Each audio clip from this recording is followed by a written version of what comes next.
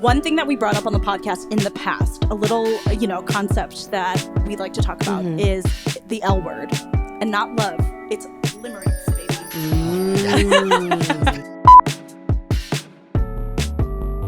A lot of people are actually not familiar with this word. So how would you define it? Well, I know that you've talked about it specifically, but it's basically when you kind of...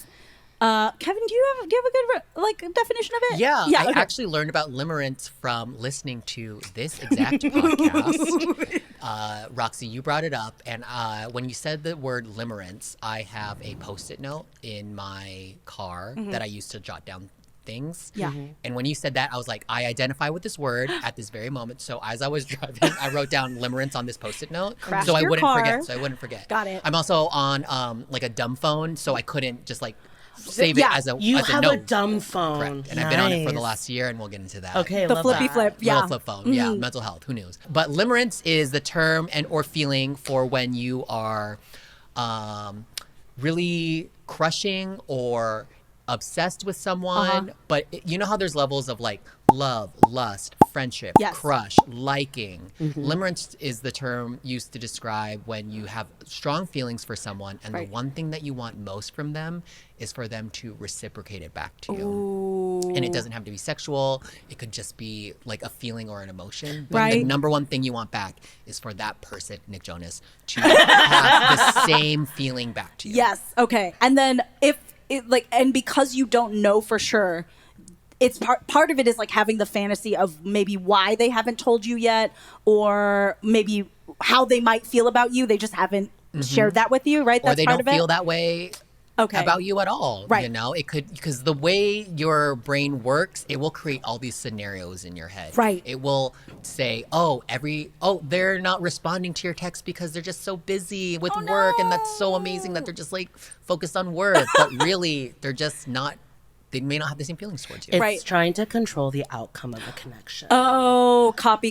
You know, it's like, I think what it is that when there's infatuation involved, there's a lot of yearning and desire. And as humans, we suddenly feel with yearning and desire, there's a sudden hole in our hearts. Like that only this one person can fulfill that hole. And it's laser focused on this one. Okay. If you're fixated on one person. For example, it doesn't have to be romantic either. It's like suddenly I'm in love with like this platonic person, and I just want them to love me as much as I think about them all day long. Oh, got it. And you can fantasize about them. Right. And it could be a coworker. It could be someone that you just met. Right. It could be kind of anybody. When does it become dangerous? Like, when does it become a liability? When you start to believe a fantasy. I mean, a lot of my clients have this problem. Yes. Because your tarot clients. My tarot clients, yes. I forget Sun Queen Tarot Sun Queen on Tarot, Instagram. if you guys want a reading. But it's because Hollywood and the industry has romanticized limerence as love. Yes. So it's always like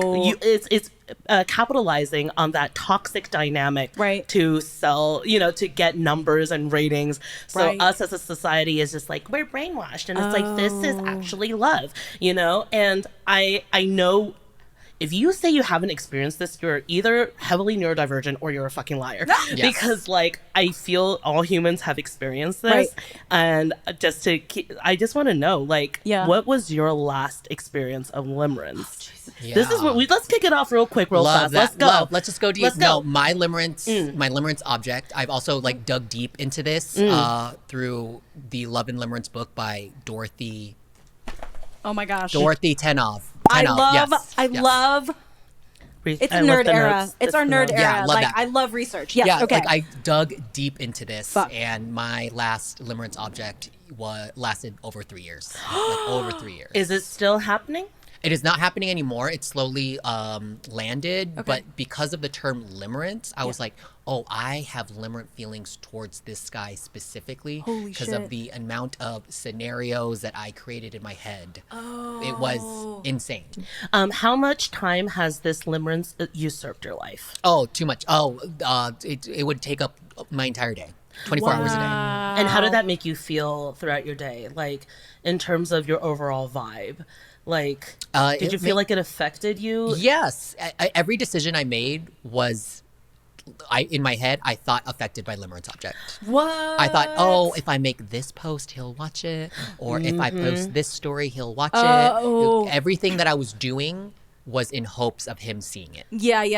Shit. Yeah. Were you guys ever in a relationship or? No, it was just definitely like a physical relationship, and in my mind, I made it more romantic. No, that's even more painful. I feel like when you have hooked up, then that's when your limerence can run wild. Yeah. So let's talk I'll get to you in a second, but limerence and quote unquote manifestation. Ooh, dangerous because a lot of people are kind of abusing this word manifestation while they're in limerence because they're like, I can visualize us together because I'm pretty sure if you've been physically intimate with this person and this person is taking up your entire mental retail space, right? You're just like, I could see it though. I could visualize it. Like if I put enough energy into this, like we could eventually be together because there's another universe, right? This is totally the outcome, right? Like how did you break that fantasy? Because it was obviously very heavily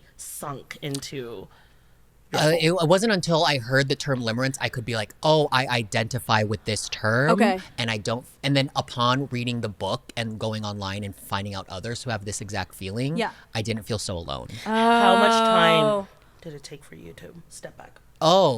Months. It took me because I had to go deep. And then I also had to reflect, and then I had to like finish the book. I had to like really like that's hard. Really, and then go, was this limerence? And then not only that, apply it to past crushes and relationships. Did I have limerent feelings for this person? Yeah, like I had to like compare and contrast. Right. So I knew specifically with this last one, I was like, oh, these limerent feelings I have towards him, that's what it is, and it was like a relief. Whoa. Like, oh, it wasn't love, it wasn't lust, it was obsession, but I finally had something just where I could identify, like, this is what it was. Right. Well, and it's like, it's one of those things where you get so exhausted because you're on this whole trip by yourself. But did it sabotage other relationships that maybe could have happened? Yeah. Because I kept saying, oh, if I just waited for him, then it'll be so worth it. So then I wouldn't put myself out there. I wouldn't go on other dating apps. I wouldn't hook up with other people. It was just, I could only see this one person. So in terms of limerence, if you look at famous love stories, Romeo and Juliet, or even Bridgerton. I looked at this last season of Bridgerton through the lens of limerence, and I'm all, Penelope just is in limerence with Connor. They don't know each other. It's not love, because I feel we all have our own definitions of love, but I was like, she just wants him to have the same exact feelings that she has for him.